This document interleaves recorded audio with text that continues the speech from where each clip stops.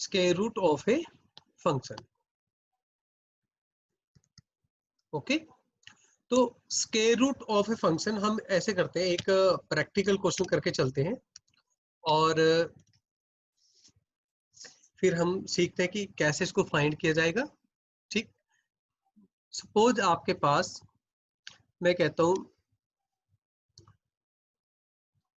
3 - 4 iota है, इसका square root find करने के लिए बोला गया। ठीक है, आपको बोल दिया गया find square root, find square root. Okay, मैं कहता हूं कि let x plus iota y be a square root, x plus iota y be a square root of 3 - 4 iota. Okay, let x plus iota y be a square root of 3 - 4 iota। अब square root की खासियत क्या है? Square root की खासियत ये होती है कि जब मैं स्क्वायर रूट का कंप्लीट स्क्वायर करूंगा तो वो नंबर के इक्वल हो जाएगा। ठीक है ना, अगर x plus iota y square root है तो इसको अगर मैं स्क्वायर करूंगा तो वो राइट हैंड साइड जो है हमारा 3 - 4 आयोटा उसके इक्वल हो जाएगा, क्योंकि वो 3 - 4 आयोटा का क्या था, स्क्वायर रूट था। अब हमें कुछ नहीं करना है, इसमें रियल और इमेजिनरी पार्ट कंपेयर करना है, बस बड़ा सिंपल क्वेश्चन है। करो इसमें ये बनेगा a square plus b square plus 2ab iota और ये बना 3 - 4 आयोटा। अब आप कंपेयर करो real and imaginary part, comparing real and imaginary parts. तो बड़ा सिंपल है बच्चों, बताओ इसमें क्या है। इसमें आप देखिए एक्स स्क्वायर माइनस में वाई स्क्वायर वो 3 के इक्वल हो जाएगा, इसको मैं इक्वेशन नंबर 1 बोल देता हूँ। और जो 2xy है वो -4 के इक्वल आ जाएगा, इसको मैं इक्वेशन नंबर 2 बोल देता हूँ। इसमें एक आप कंसेप्ट जो है याद रखना, आपको पता है ये चीज कि भाई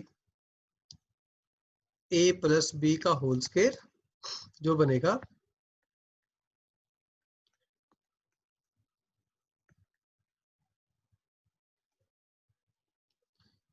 अब ये बनेगा। ठीक है ना, ये एक फॉर्मूला आपने बना लिया है। अब देखो कैसे बनता है, मैं इसका कंसेप्ट आपको समझा देता हूँ। अब यहाँ पे देखना आप, मैं कहता हूँ बच्चों आपके पास a स्क्वायर प्लस में b स्क्वायर है। ठीक है, और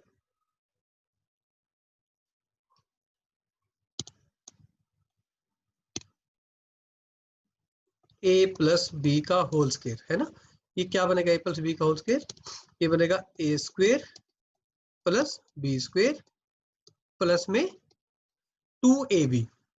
अगर मैं यहाँ पे माइनस में 2ab कर दूं और प्लस में 2ab कर दूं तो क्या बनेगा, आप देखना ध्यान से।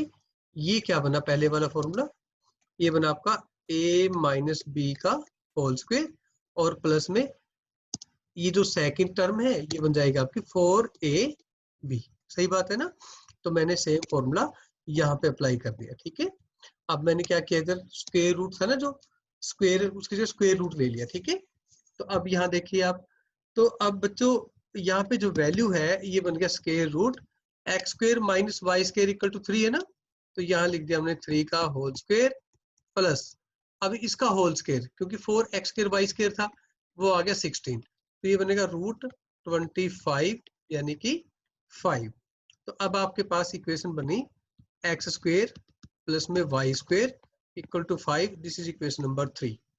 तो आपको तो x की और y की वैल्यू फाइंड करनी है, तो अब आप यूं करो, यूजिंग 1 एंड 3, आप एक्स स्क्वायर माइनस में वाई स्क्वायर वो 3 है और एक्स स्क्वायर प्लस में वाई स्क्वायर वो 5 है। एक बार इनको ऐड कर दो, है ना, एक बार इनको ऐड करोगे तो आपको मिलेगा 2x square is equal to 8 और this implies x square equal to 4 और जो x की वैल्यू है वो +-2, वो हम बाद में देखेंगे कि प्लस लें या माइनस लें। तो x स्क्वायर की वैल्यू के साथ आप फाइंड कर सकते हो y की वैल्यू, है ना। तो अगर x स्क्वायर 4 है तो y स्क्वायर आपका 1 आ जाएगा। तो अब आपके पास जो सिस्टम बना है बेटा वो बना कि एक्स स्क्वेयर तो आपका 4 आ गया और वाई स्क्वेयर जो है वो 1 आ गया। तो एक्स स्क्वेयर में एक्स की वैल्यू प्लस माइनस 2 आ जाएगी और वाई स्क्वेयर में वाई की जो वैल्यू है वो कितनी आई, वो प्लस माइनस 1 आ गई। अब हमें ये देखना है कि एक्स की क्या ले वैल्यू और वाई की क्या ले वैल्यू। ठीक है, तो दो बातें हैं, आपको दो तरीके से लग सकता है पता, और दोनों का मतलब सोचने की एक ही बात है, वो जो मर्जी आप सोच लेना। आप ये देखो, कॉम्प्लेक्स नंबर के बीच में साइन क्या है, माइनस है, तो दोनों का आप अपोजिट लेंगे। दूसरा तरीका, आप यहाँ देख लो, यहाँ पे x और y का प्रोडक्ट क्या है, माइनस में ना। x और y का प्रोडक्ट अगर माइनस में है, अगर आपके पास x और y का प्रोडक्ट माइनस में है तो क्या होगा, x और y को अपोजिट होना पड़ेगा। अगर x पॉजिटिव है तो y नेगेटिव होगा, अगर x नेगेटिव है तो y पॉजिटिव होगा। बात क्लियर हुई? ठीक है ना बच्चों? तो इसको सिंपल तरीका जो लिखने का, तो अब हम लिखेंगे रिक्वायर्ड कॉम्प्लेक्स नंबर, हम required square root of the complex number.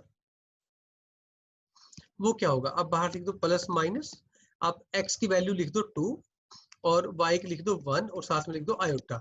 अब रह गया बीच में साइन, प्लस ले या माइनस ले, आप माइनस ले क्योंकि x और y अपोजिट थे। ठीक है, बाहर प्लस माइनस लिखने से वो चीज कंपेयर क्लियर होगी कि x और y दोनों क्या लेने, हमने अपोजिट साइन लेने। ओके, तो आप सिंपल से याद रखो, आप अगर दो कॉम्प्लेक्स नंबर के बीच में साइन माइनस का है तो आपने आंसर के बीच में माइनस का साइन ले देना है, अगर प्लस है तो आपका आंसर प्लस होना चाहिए। ठीक है, तो अब आप क्वेश्चन करके दिखाओ मुझे, मैं आपको क्वेश्चन लिख के दिखा रहा हूँ और इसको मैं पॉज कर रहा हूँ रिकॉर्डिंग को।